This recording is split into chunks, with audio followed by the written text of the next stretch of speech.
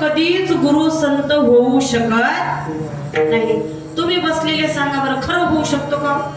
संताची आणि देवाची बराबरी केली जाऊ शकते का? शकते का?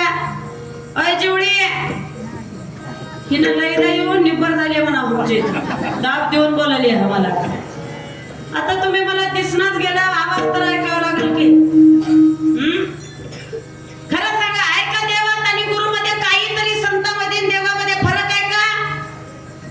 थोडा तरी साम्य आहे का? नाही की नाही? का बरं नाही म्हणताय? दोघांमध्ये साम्य आहे पण फरक आहे. समजण्यासारखं सांगते, नीट आहे का? प्रश्न करणारा म्हणायला लागला तुकोबर आहे, तुम्ही म्हणताय देव आणि असणारा संत हे दोन्ही बरोबर आहे, पण एक गोष्ट आहे का, तुमचा देव हा येत असताना वाजवून सांगतो मी येतोय म्हणून. गीतेच्या 4थ्या अध्यायात देव स्वतः सांगतो, यदा यदा हि धर्मस्य, स्वतः देव म्हणतो मी येतोय बरं, मी निघालोय. आणि येण्याच्या अगोदर सगळी प्रजा धाडून देतो, सगळं सैन्य धाडतो, सगळी व्यवस्था लावतो, मग आपण येतो. पण आमचे संत असे नाही. जगाच्या कल्याणा संताच्या विभूती देह कष्टविती परोपकारी. का बरं येतात? बुडत हे जण न देखवे डोळा, येतो कळवळा म्हणून. मग हे असणारे देव पसंत कुठले? आम्ही वैकुंठवासी आलो याची कारणाची. कशासाठी आलोय? तर या लोकांचं भलं करण्यासाठी आलो. फटाकड्याला बघू नका, इकडे बघा, त्याने वाजत राहतात, त्यांचं काम आहे ते, है की नाही? का बरं वाजलेलं तर माहितीये का तुम्हाला? नाही तर मग का बरं बघला? जिथं आपलं काम नाही तिथं जात जाऊ नये. जिथं काम आहे तिथंच जात जाऊ. उगा बिना कामाच्या जागी आपण माझं घ्यान पंचाज्ञा म्हणायचं. जिथं बोलवलं तिथं जात जाऊ, उगा बिना कामाच्या ठिकाणी जाऊ. इथं कीर्तनाला सांगितलं या, चालू झालं या, आली बघा म्हणले म्हणून आला. नाहीतर आलो असतो निवांत पंक्तीला जेवून आरामशीर जाऊन झोपलो असतो. ऐकलेलं कीर्तन आहे म्हणून भरपूर जण आला, पण का करावं? तिथं येऊ का? कोण आला बघा. कीर्तन झाल्यावर गट म्हणा, उगून म्हणा.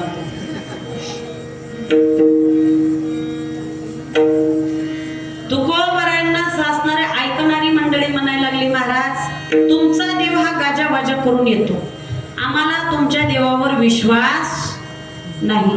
तुमचा देव आमचा साधू संत होऊ शकत नाही. तुकोबराय म्हणले तसं म्हणू नका रे. का बरं होणार नाही? देव तो संत आहे. आधीच म्हणतात नाही, प्रमाण दिलेल्या साधू संतांनी देव ते संत, त्यात असणाऱ्या प्रतिमा आहे, दुसरं काही नाही. फक्त तोंड बदलले, काही अवतार बदलले, फक्त तेच आहेत ना. नाही तुमच्या देवात आम्हाला विश्वास काढीचा नाही म्हणले. का बरं नाही? ऐका म्हणले तुकोबराय, समजण्यासारखं सांगतात तुम्हाला. तुकोबराय म्हणले सांगा. महाराज बोलायला लागले, तू व्यक्ती सांगतो. महाराज कुरुक्षेत्रावरती युद्ध झालं म्हणलं. युद्ध हो झालं म्हणले तुकोबराय. मग कुरुक्षेत्रावरती ज्या वेळेला युद्ध चालू होतं त्या वेळेला तुमच्या श्रीकृष्णानं गीता सांगितली होती. किती जणाला सांगितली म्हणले? खरं सांगा बरं, बसलेले तुम्ही बी किती जणाला देवानं गीता सांगितली? एकालाच की नाही? कुणाला? एकट्या मला बोलणंच गेलो की आता. अर्जुनाला सांगितले की नाही? एकट्या अर्जुनाला गीता सांगितले. ऐकणारे ते सांगणारा व्यक्ती म्हणायला लागला, मला एक सांगा तुकोबराय, त्या कुरुक्षेत्रावरती अर्जुनापेक्षा हुशार दुसरा कोणी नव्हता का? होते का नव्हते? आम्ही का गेलतो का म्हणा बघाय तिथं? होते का नाही? कोण कोण होते हुशार? नाव सांगा बरं बसलेले तुम्ही. कोण कोण होते? अर्जुनापेक्षा हुशार मंडळी होती की नाही तिथं? मग कोण कोण होते माहिती आहेत का तुम्हाला? युधिष्ठिर. वा, चौदारासाठी टाळ्या वाजवायला. बरोबर आहे. युधिष्ठिर होते की नाही? हुशार होता. म्हणजे त्यांचं नाव धर्मराजा. धर्मराजा एवढा नीतिमान व्यक्ती होता, कधीच खोटं बोलला नाही. फक्त एकच खोटं बोलला होता, नरोवा या कुंजरोवा. एवढ्यामुळे एक अंगठा गळून पडला, कधीच खोटं बोलला नाही. दुर्योधनासारखा व्यक्ती समोर येऊन उभं टाकला, विचारला आईच्या समोर जायचंय, कसा जाऊ? निवस्त्र जा, तुझं असणारं सगळं शरीर असणारं लोखंडाचं होईल. सांगितलं होतं खरं, पण देवानं मध्ये कान असताना केली. आता त्या दुर्योधनानं ऐकली, ती कोण काय करणार? धर्मराजा होता, ह्याच्यापेक्षा दुसरं कोण हुशार होतं का? हा, भीष्माचार्य होते की नाही? भीष्माचार्यासारखा नीतिमान मानव जगाच्या पाठीवर दुसरा कुणीच महाभारतात नव्हता महाराज. एक भीष्माचार्य, दुसरे विदुर काका आणि तिसरा धर्मराजा जर सोडला, एवढे 3 जर सोडले तर या ठिकाणी हुशार दुसरा कुणीच नव्हता. कुणी द्रोणाचार्य म्हणतात, पण द्रोणाचार्य जर चांगले असते तर एकलव्याचा अंगठा कधीच घेतले नसते. तोही शिष्यच होता, अर्जुनही शिष्यच होता. अर्जुनाला मोठं करण्यासाठी एकलव्याचा अंगठा काढून घेतला, म्हणून अर्जुन हा मोठा झाला. नाही तर अर्जुनापेक्षा कितीतरी बलाढ्य शक्तिशाली असणारा एकलव्य झाला होता महाराज. भीष्माचार्यासारखा व्यक्ती होता. महाराज तू कोण आहे? तुमच्या देवानं धर्मराजाला सोडलं, भीष्माचार्याला सोडलं आणि अशा अर्जुनाला असणारी गीता सांगितली. कसा होता अर्जुन? संन्यास घेऊन गेला आणि सुभद्रा नावाची पत्नी करून घेऊन आला. अशा अर्जुनाला तुमच्या देवाने गीता सांगितली, म्हणून आम्हाला तुमच्या देवावर विश्वास नाही. तुमचा देव कधी संत साधू होऊ शकत नाही. तुकोबा म्हणले तुम्हाला एवढंच माहिती, आता ह्याच्या पुढचं मी सांगतो म्हणले. ऐका, महाराज सांगायला लागले, ज्या वेळेला इथली युद्ध झाली की नाही, देव इथून वैकुंठाला गेला आणि देवाला शेषावरती शेण केल्याच्या नंतर कळालं काय? जेवढे वाईट होते तेवढे मारलो, जेवढे चांगले होते तेवढे सोबत घेऊन आलो. पण या दोन्हीच्या मधला एक वर्ग तिथंच राहिला. आता इथं बसलेले मला एक सांगा, सगळे जेवढे बसलो की नाही इथं मंडपात, जेवढे नंबर 1 चे चांगले सज्जन तेवढे हातावरी करावं. का बरं हसला? करा की हातावरी करा. कधीच खोटं बोलायला नाही, कधीच कुणाचा घरानं केलं नाही, कधीच सुनाला शिव्या दिल्या. 4 केलते ते बी हाताखाली केल्या लगेच.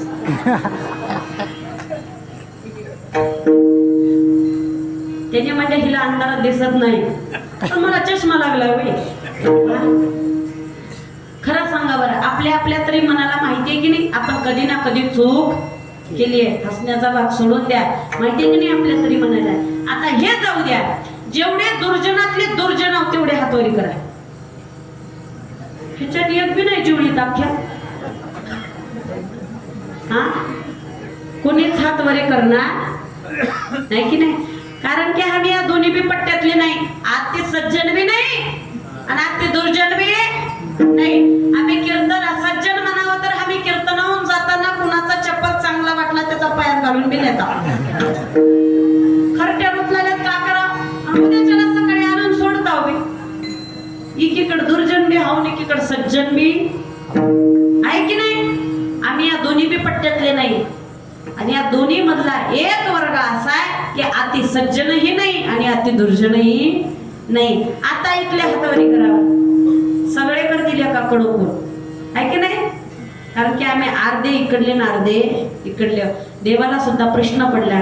देव म्हणायला लागला, अरे म्हणलं या दोन्हीच्या मधला एक वर्ग असणारा जमिनीवरती मृत्यू लोकांमध्ये राहिला, यांचं भलं करण्यासाठी तिथं कुणीही नाही. त्या देवाच्या मनामध्ये जो कळवळा निर्माण झाला, त्या कळवळ्याचं एक रूपांतर एका माणसामध्ये झालं आणि त्या असणाऱ्या व्यक्तीनं त्या मृत्यू लोकांमध्ये जन्म घेतला आणि त्या माणसाचं नाव आहे महाविष्णूचा अवतार आणि सखा माझा.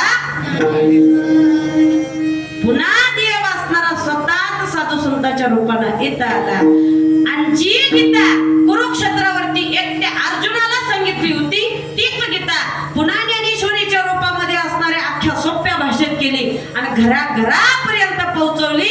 पण घरातल्याने धुराड्यात ठेवली, कधीच वाचली का? वास्तव खरं सांगा बरं. आमच्या ज्ञानेश्वरीवरती धुराळा बसायला लागला, पण कधीच आम्हाला एक तरी होवी अनुभवावी.